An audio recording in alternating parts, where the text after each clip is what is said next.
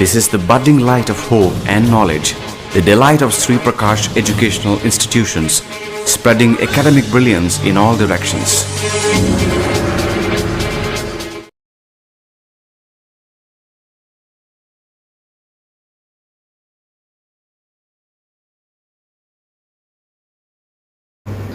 అందరికీ నమస్కారం. నా పేరు పి సాయి కుమార్, తెలుగు ఉపాధ్యాయ. పిల్లలు, ఈరోజు 10వ తరగతి పాఠ్యాంశంలోని ఒక నూతన పాఠాన్ని గురించి తెలుసుకుందాం. మరి ఆ పాఠ్యాంశం ఏమనగా, అంతకన్నా ముందు ఒక నీతి పద్యాన్ని తెలుసుకుందాం. బతికినన్ని నాళ్ళు ఫలములిచ్చుటే కాదు, చచ్చి కూడా చీల్చి ఇచ్చు తనువు, త్యాగ భావమునకు తరువులే గురువులు, లలిత సుగుణ జాల తెలుగు బాల.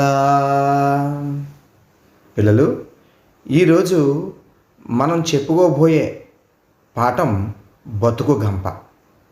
ఆ బతుకు గంప పాఠాన్ని వినడం ద్వారా మీరు సాధించే అభ్యాస ఫలితం ఏమిటంటే, పాఠ్యాంశాన్ని విని దానిని చెప్పగలుగుతారు మరియు సొంత మాటల్లో రాయగలుగుతారు. పిల్లలు, మరి బతుకు గంప పాఠ్యాంశాన్ని ఒకసారి నేను చదువుతాను. శ్రద్ధగా విని మీరు దానిని గురించి చెప్పండి.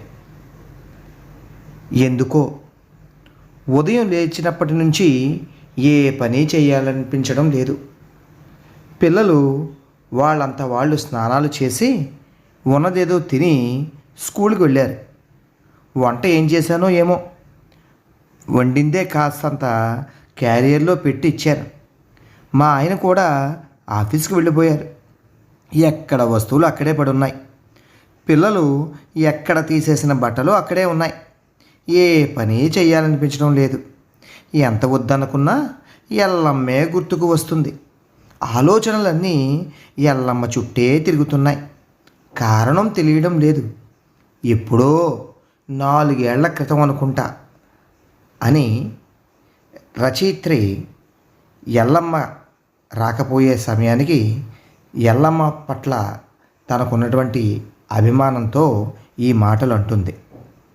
ఎప్పుడో ఈత పుల్లల గంపలో ఎంతో అందంగా పండ్లను అమర్చుకొని పండ్లమ్మో పండ్లు అని అరుస్తూ వీధిలోకి వచ్చింది.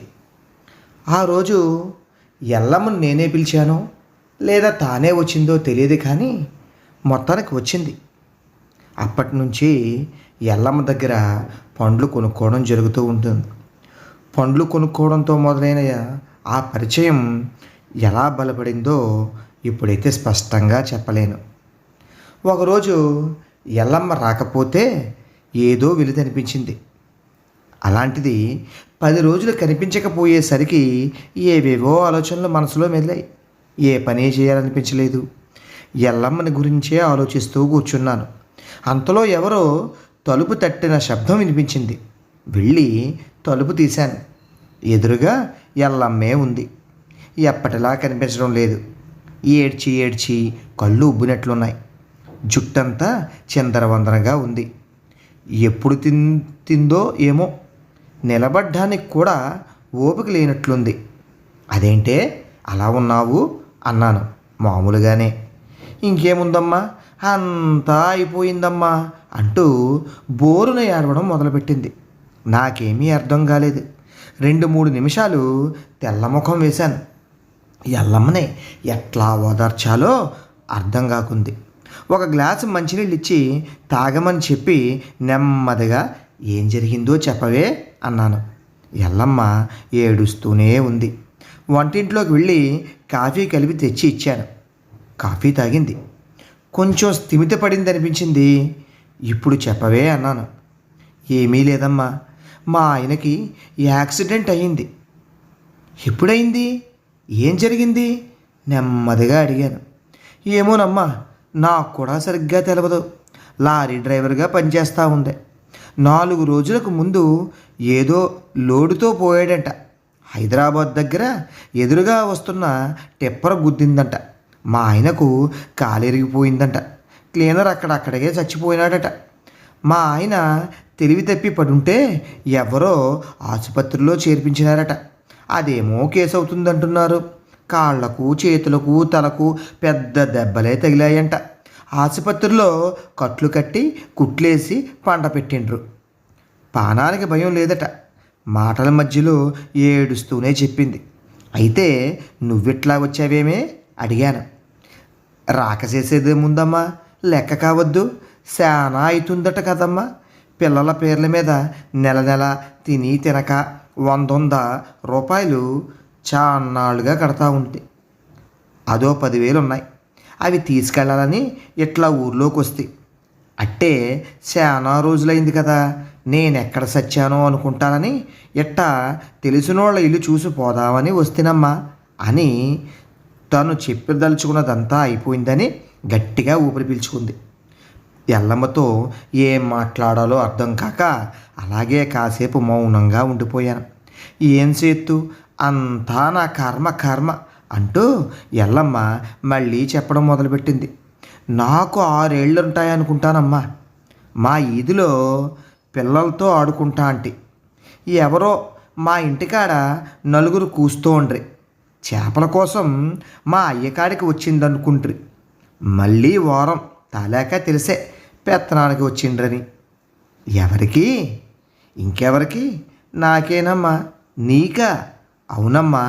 మా అయ్యకేమో మేము 14 మందిమి. నాపై ఉన్న అక్కలకు, అన్నలకు పెళ్ళిళ్ళయ్యా. 4 ఎలాగూ పోయారట. మిగిలిన 4 నేను 2వ దాన్ని. నాకన్నా పెద్దదానికి అప్పటికీ పెళ్లి కుదిరిందంట. మా అక్కను చూడడానికి వచ్చిన వాళ్ళల్లో మా ఆయన ఉన్నాడట. ఆయనకు నేను నచ్చానట. పెళ్ళిళ్ళో పెళ్లి చేసేద్దాం అనుకున్నారట. జానెడు తాడు 50 రూపాయల చీరతో నా పెళ్ళి అయిపోయింది. మా అయ్యకి చదువు లేదు, పెద్ద వ్యాపారము లేదు. పిల్లలేమో ఇంటి నిండా ఉంటిమి. విన్నారు కదా పిల్లలు? ఈ పాఠం యొక్క సారాంశాన్ని మీరు సొంత మాటల్లో చెప్పగలుగుతారు మరియు వ్రాయగలుగుతారు. పిల్లలు, ఎల్లమ్మ తన భర్త గురించి ఏం చెప్పింది? ఎల్లమ్మ దుఃఖానికి కారణం ఏమిటి? ఈ 2 ప్రశ్నలకి సమాధానాలు వెంటనే రాయండి. రాసిన సమాధానాలను సరిచూసుకోండి.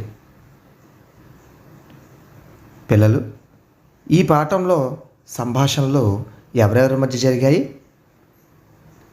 ఎల్లమ్మకి రచయిత్రికి మధ్య. ఎల్లమ్మ కనిపించే సమయానికి రచయిత్రికి ఎలా అనిపించింది? ఏదో వెలితిగా అనిపించింది. ఎల్లమ్మ భర్తకు వచ్చేటువంటి కష్టం ఏంటి? యాక్సిడెంట్ అయ్యింది. ఎల్లమ్మ దుఃఖానికి కారణం ఏంటి?